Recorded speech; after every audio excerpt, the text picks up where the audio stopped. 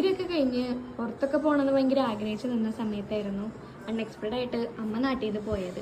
പിന്നെ അങ്ങോട്ട് എന്താ പറയുക, വീട്ടിലെ കാര്യങ്ങളും ബാക്കിയൊക്കെ ആയിട്ട് നമ്മൾ പുറത്ത് പോകുന്നുള്ള സ്വപ്നം നമ്മളങ്ങോട്ട് മാറ്റി വെച്ചു. പിന്നെ നമ്മൾ ജോലിക്ക് പോയി.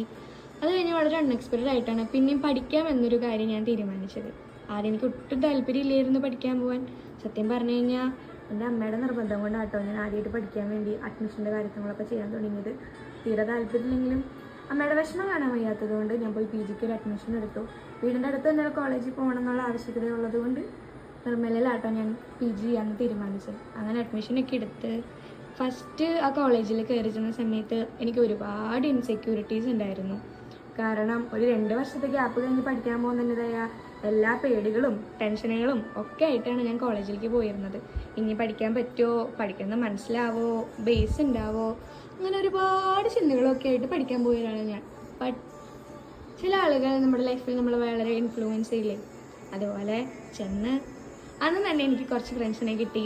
പിന്നെ അങ്ങോട്ട് അതൊരു പുതിയ ജേർണി ആയിരുന്നു. അത് നമുക്ക് അടുത്ത സ്റ്റോറി പറയാം.